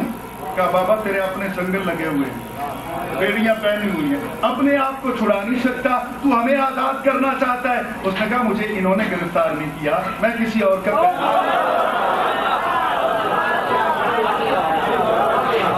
بس میں کوئی راز پاش کر بیٹھا ہوں, وقت سے پہلے کچھ کہہ بیٹھا ہوں. وہ مجھے تو اس نے قید کیا ہے, یہ دنیا کی کوئی طاقت نہیں جو مجھے اریسٹ کر سکے, گرفتار کر سکے, یہ کچھ نہیں کر سکتے. انہوں نے کہا اچھا چلو پھر. کچھ نے مذاق اڑایا, کچھ نے اس کے تیور دیکھ کر, مزاج دیکھ کر ہاتھ جوڑ دیے. ٹھیک ہے حضور آزاد کر دے. آپ یوں اشارہ کرتے گئے, تالے کھلتے گئے, دروازے کھل گئے, مین گیٹ کی طرف اشارہ کیا, کھل گیا. سب قیدیوں کو آزاد کر دیا. شام کو داروغہ آیا, قیدی کدھر گئے؟ کہا میں نے آزاد کر دیا. بات سمجھ میں آ رہی ہے؟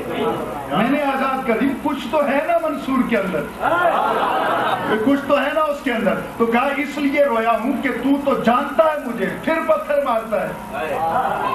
تو جاننے والا اعتراض کرے یا جاننے والا کوئی بات کرے پھر دکھ لگتا ہے نا. تو کہا تو کس طرح مردوں کو زندہ کرتا ہے؟ بلا تشبیہ و بلا تمثیل, تو کس طرح مردوں کو زندہ کرتا ہے؟ اس کی قدرت کو جگا لایا. کہا اولم تؤمن, آگ نے تجھے جلایا کیوں نہیں تھا؟ آگ نے تجھے جلایا کیوں نہیں تھا؟ چھری نے تیرے بیٹے کا گلا کاٹا کیوں نہیں تھا؟ وہ کون تھا کہ ٹھوکر ماری تیرے بیٹے نے, چشمہ جاری کیا ہے.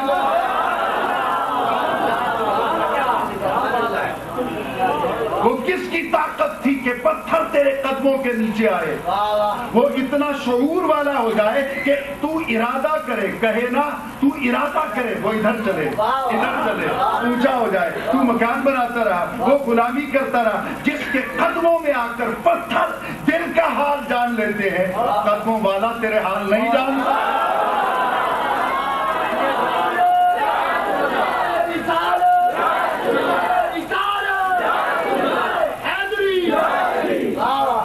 بات سمجھ میں آئی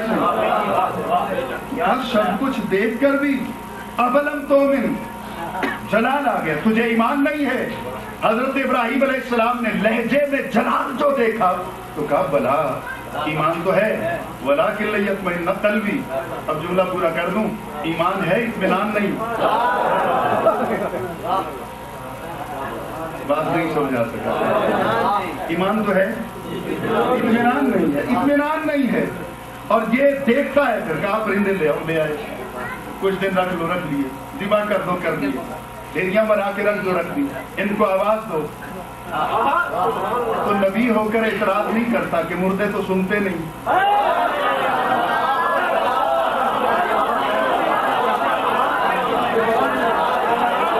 یہ قرآن پاک تیسرا پارہ, تیسرے پارے کا رکوع پڑھ یہاں پہ.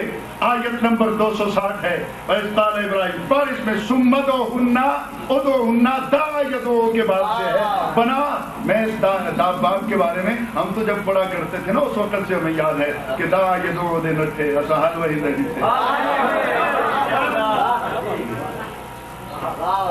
पुकार उनको हाथ से जिबा किया, कीमा बना दिया, टुकड़े हो गया, दिल भी जिगर भी कुछ ना रहा। रब कहता है पुकार। नबी होके कहता ना, नबी का तो हक था कि वो बात को वाजे करता, मुर्दों को देखना चाहता है। यहाँ भी एतराज करता ना कि मर गए हैं वो कैसे सुनेंगे। तो परिंदा अफजल नहीं है ना, बंदा अफजल है ना। अशरफुल मखलूकात बंदा है ना। परिंदा मरने के बाद सुन लेता है, बंदा नहीं सुन सकता।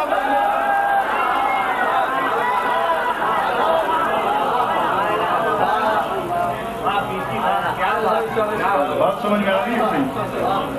ये इतराज होता है ना जी। वो कहते हैं जनाब कि देखिए मिशकात शरीफ के अंदर हदीस है, जब कोई दरूद पढ़ता है, दरूद मदीने पहुंचता है, फरिश्ता लेके जाता है, तो उस वक्त सरकार की रूह लौटाई जाती है। सरकार दरूद और सलाम सुन लेते हैं, रूह फिर वापस चली जाती है। तो तुम किस तरह कहते हो? ये हदीस तो साबित करती है कि रूह आती है, दरूद पहुंचता है, रूह आती है, नबी सुनता है, दरूद स्टॉप होता है, रूह वापस चली जाती है। तुम किस तरह कहते हो कि नबी हयातुन नबी है, मुसलसल जिंदा है, कब्र के अंदर भी हयात है? ये कैसे हो सकता है? मैंने कहा मौलाना आपने हदीस को तो पढ़ लिया, आप तोते की तरह रट्टा तो लगा लेते हैं, आप हकीकत सूरत मसला को समझते नहीं। सूरत मसला ये है कि आप वर्ल्ड टाइम टेबल को सामने रखिए, मुझे ये बताएं कि सुबह की नमाज आजकल अगर हमारे यहाँ 6:15 बजे हो रही है, यहाँ 6 बजे हो रही है, 6 बजे होती है, तो क्या 6 बजे के बाद स्टॉप लग जाता है? नमाज नहीं होती।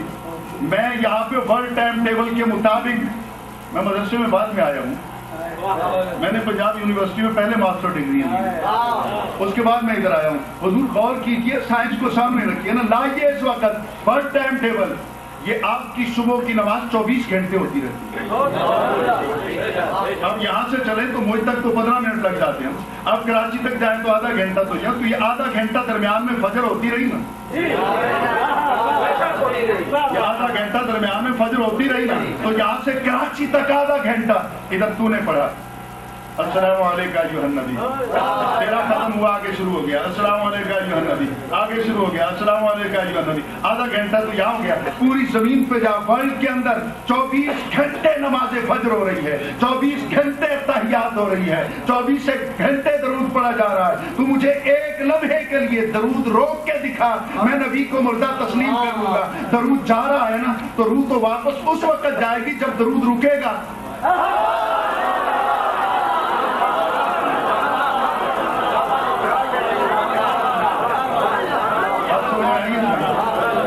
को स्टॉप करना, मैं मान लूंगा कि रूह जिसमें मोहम्मद रूह के बगैर है, इतना टाइम रूह के बगैर है जितनी देर दरूद रुक गया, और ये तो तेरा दरूद पढ़ना है ना, तू छोड़ इस बात को। कुरान क्या कहता है? इन्नल्लाह व मलाइकतहू युसल्लूना युसल्लूना युसल्लूना। अगर तेरी अपन स्टोरी फारिग नहीं है ना, तेरा ब्रेन कंप्यूटर की डिस्क स्टार्ट नहीं हो गई है, तो इसको खोल, आन का जो सल्लूना मुजारे का सीगा है, हाल और इस्तिकबाल दोनों माने पाए जाते हैं। भेजता है, भेजता रहेगा, फरिश्ते पढ़ते हैं, पढ़ते रहेंगे, तुम सारे भी मर जाओ तो नबी पे दरूद जाता रहेगा। नबी ने पागलों यही तो समझाया है, रूह उस वक्त निकलेगी जब दरूद रुकेगा।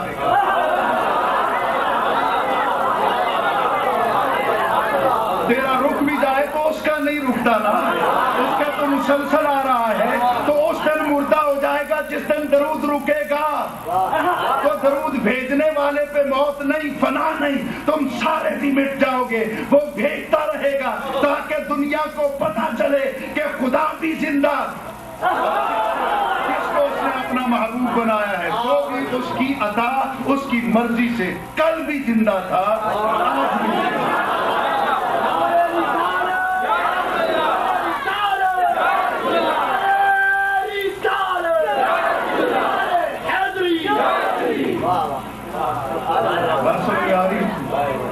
अब सिर्फ आखिरी 2-4 बातें अर्ज। अब गौर कीजिएगा, हजरत इब्राहिम इत्मीनान चाहते, बात समझ में आए?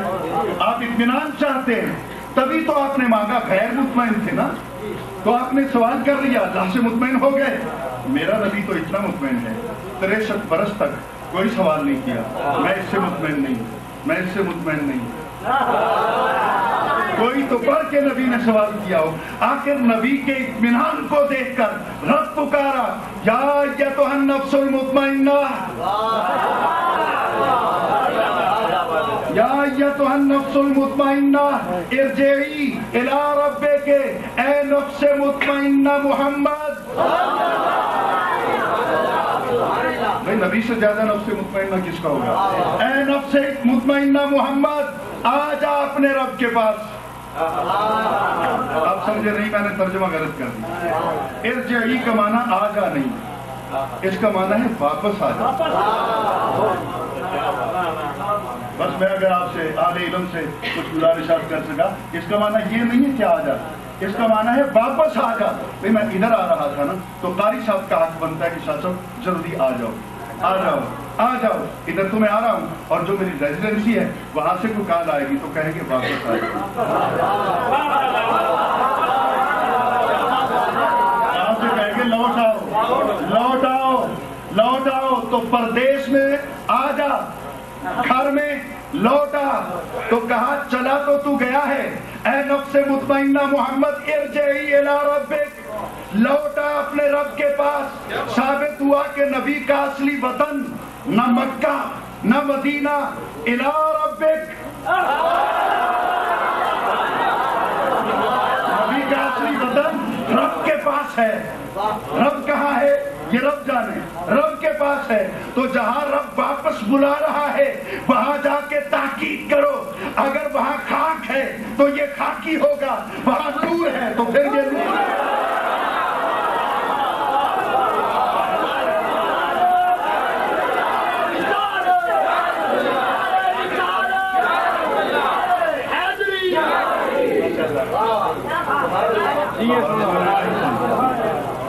وہ شان والا نبی جس ماں کی آگوش میں آنکھ کھولتا ہے. مشکات شریف باب زیارت القبور کے اندر روایت ہے، سرکار تشریف لے گئے قبرستان میں. کہاں؟ اونچی آواز سے بولیے. یہ روایت پڑھ کے ثابت کیا جاتا ہے کہ نبی پاک کے والدین مومن نہیں تھے. تو آج ہم بھی اس کو پڑھ لیتے ہیں کہ یہ فرمان نبی کا ہمیں سمجھانے کے لیے ہے یا پاگلوں تمہارے لیے آیا ہے؟ جو ہمارے عقیدے کو اپروچ کرتا ہے نا. سرکار قبرستان میں گئے، سرکار قبرستان میں گئے. سننی ہے نا آپ؟ کوئی پتہ نہیں چلتا. سرکار قبرستان میں گئے. مولوی یہ روایت بیان کرتا ہے اور نبی کے والدین کو غیر مومن ثابت کرتا ہے. پہلے مولوی کو کہو اندر مت جا، پہلے یہاں جواب دے. تو کہتا ہے قبرستان میں جانا جائز نہیں، نبی کیا لینے گیا تھا؟ دوسری بات سے بولیے. نبی کا جانا ثابت ہو گیا نا، تو جو کام نبی کرے وہ تو سنت ہے. تو انکار کر کے سنت کا منکر ہوا. پہلے اپنا ایمان ثابت کر، پھر نبی کے مالا. قبرستان گئے، قبروں پہ ٹھہر گئے. میرے آقا روئے، میرے آقا روئے، میرے آقا روئے. صحابہ بھی رونے لگے. جب سرکار واپس آئے تو پوچھا حضور رونے کا سبب کیا تھا؟ کہا یہ میرے ماں باپ کی قبریں. اب دو باتیں تھوڑا سا تسلی سے سننا ہے. حضور آپ روئے کیوں؟ کہا میں نے رب سے اجازت مانگی کہ یا اللہ مجھے اپنے والدین کے لیے مغفرت کی دعا کرنے کی اجازت دے. رب نے اجازت نہیں دی. میں نے رب سے کہا کہ یا اللہ مجھے والدین کی قبروں کی زیارت کی اجازت دے. رب نے وہ اجازت دے دی. مغفرت کی اجازت نہیں دی، زیارت کی اجازت دے دی. اس سے ثابت ہوا کہ وہ مومن ہوتے تو ان کے لیے دعائے مغفرت کرنے کی اللہ تعالیٰ اجازت نہ دیتا. وہ مومن نہیں تھے اس لیے اللہ تعالیٰ نے اجازت نہیں دی. اب غور سے سنیے. ایک بچہ ہے 6 ماہ کا، ایک دن سے لے کر 6 ماہ کا، 1 سال کا، 2 سال کا، 3 سال کا، 4 کا، 5 6 7 8 9 10، جب تک وہ بالغ نہیں ہوتا وہ ہو جاتا ہے فوت. وہ ہو جاتا ہے فوت. میں کہتا ہوں مولانا آپ اس کے لیے دعائیں مغفرت کریں.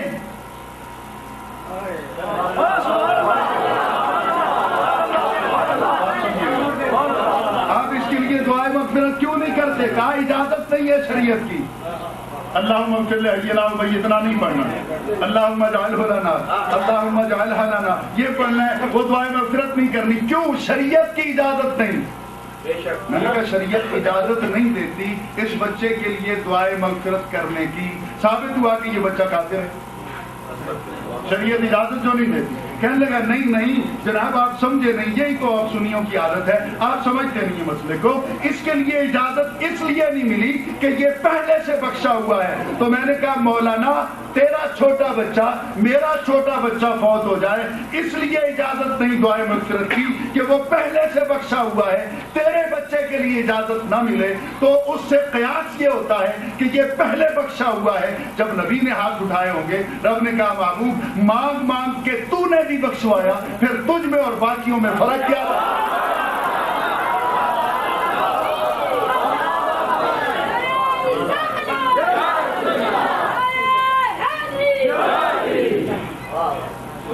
अच्छा आगे है कि ज़ियारत कबूर की इजाजत मिल गई।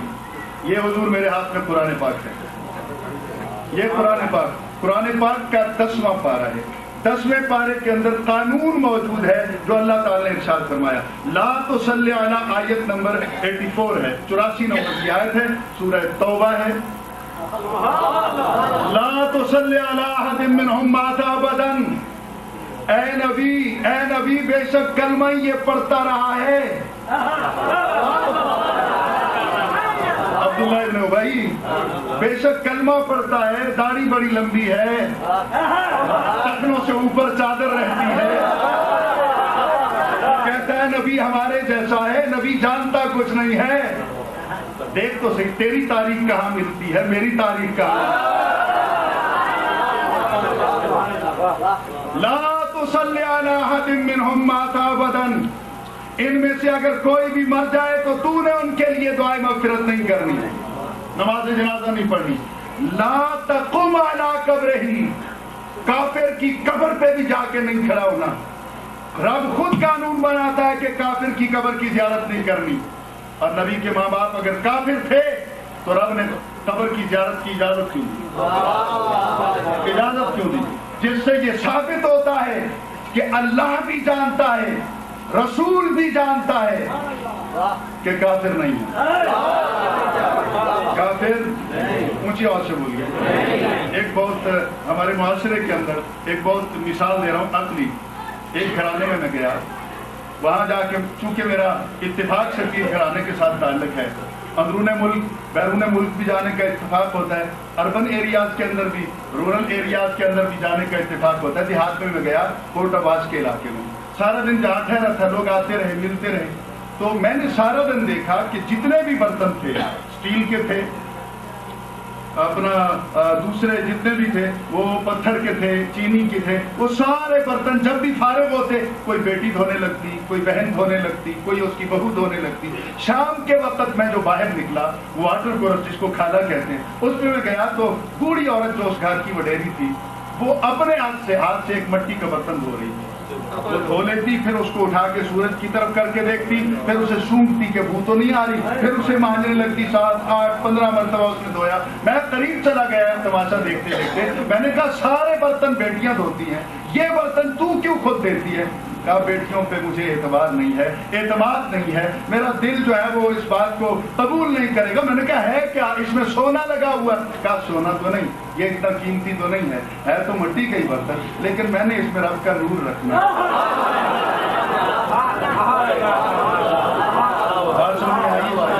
मैंने इसमें रब का नूर रखना है, इसलिए अपने हाथों से बार बार धोती हूँ कि कोई इसमें पलीदी बाकी न रह जाए। मैंने कहा वो बूढ़ी औरत तो रब का नूर स्टोर करना चाहती है, एक रात के लिए वो बर्तन को अच्छी तरह साफ करती है।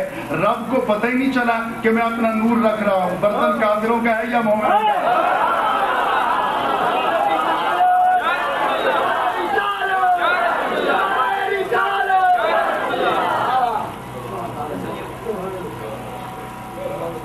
हाफिज कुरान हो गया, हाफिज कुरान हो गया, क़यामत वाले दिन गया, माँ का चेहरा चमकता है, बाप का चेहरा चमकता है, लोग एक दूसरे से पूछते हैं ये कोई नबियों की जमात है? اتنے حسین چہرے کہ سورج بھی شرمندہ. آواز آئی نبی نہیں ہے. کون ہے یہ حافظ قرآن کے ماں باپ. بس آخری بات ہے, میں دیکھتا ہوں آپ وفا کرتے کہ نہیں. پھر میں اجازت چاہوں گا کیونکہ آپ سے میں نے یہاں سے اجازت لے کر پھر ایک طویل سفر کرنا ہے. ایک اور مقام پر میں نے جا کے سرکار کی نوکری کرنی. غور سے سنیے گا, حافظ قرآن کے والدین آ رہے, چہرے ان کے نورانی ہیں. کہا جاؤ تمہیں بخش دیا گیا. یا اللہ حساب و کتاب, کہا ان کا حساب دیکھوں یا اپنی کتاب دیکھوں.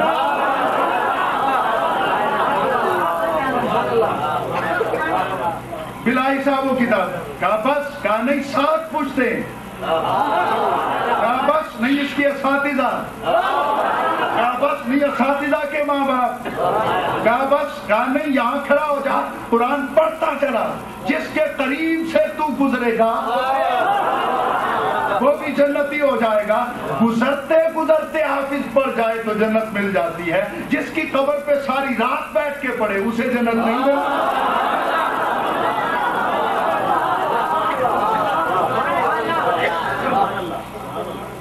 یہ تو اچھا دیکھیے, مستقبل میں حافظ بنا, جب پیدا ہوا ماں کو خبر تو نہیں, لیکن میں یہاں پہ کچھ کہنا چاہوں گی. اجازت ہے صحیح؟ جس ماں کی آغوش کے اندر حافظ قرآن پلتا رہا وہ تو جنت میں گئی. میں پھر دوہرا دوں, جس ماں کی آغوش میں حافظ قرآن پلتا رہا وہ تو جنت کی مستحق ہو گئی, اور جس کی آغوش میں قرآن پلتا رہا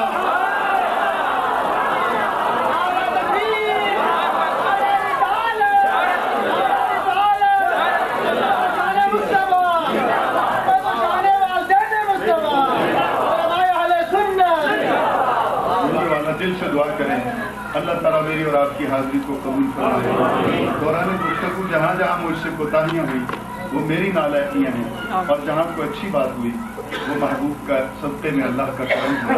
اللہ تعالیٰ کے حضور آئیے, دستے سوال دراز کرتے ہیں. کتنی مرتبہ آنکھیں بھیگی ہوں گی, کتنی مرتبہ رخسار بھیگے ہوں گے دوران گفتگو. تو آئیے محبتوں بھرے اس وقت میں اپنے رب کے حضور بھیک مانگتے ہیں. اللہم صلی علی سیدنا و مولانا محمد النبی الکریم وعلی آلہ وصحبہ وسلم. یا اللہ ہم سب کو اپنے پیارے حبیب صلی اللہ علیہ وسلم کی غلامی نصیب فرما, ہمیں 5 وقت کا نمازی بنا دے, ہمارے ظاہر و باطن کو پاکیزہ فرما. یا اللہ اس گھر میں اپنی رحمت نازل فرما. یا اللہ آج سب قبلہ نے جس محبت کے ساتھ تیرے محبوب کی آمد پر استقبال کے لیے یہ محفل سجائی, ان کو اسی طرح دین و دنیا میں عزت و عظمت سے سرفراز فرما. قاری شیر بہادر صاحب اور دیگر جتنے بھی علماء ذی وقار تشریف لے کے آئے, یا اللہ سب کو عمر خضر عطا فرما.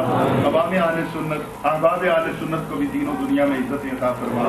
اب دل سے دعا کریں, یا اللہ میرے وطن عزیز کو استحکام نصیب, میرے وطن عزیز سے پچھلے 2-3 دنوں سے جو انتشار ہے اس کو دور فرما.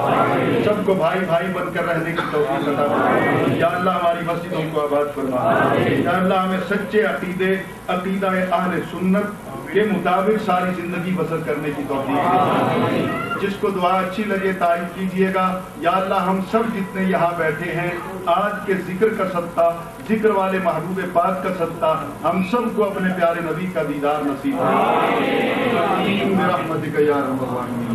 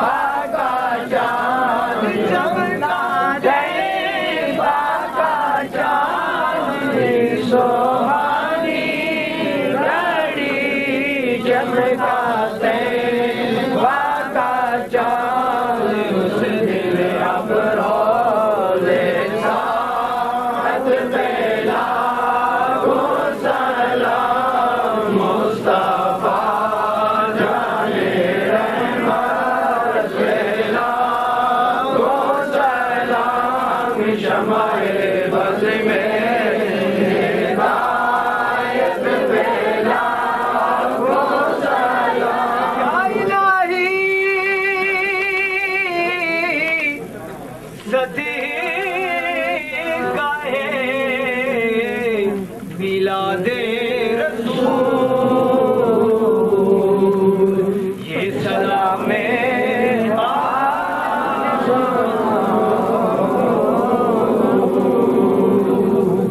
صفحے بنا رہے ہیں نماز کرنے.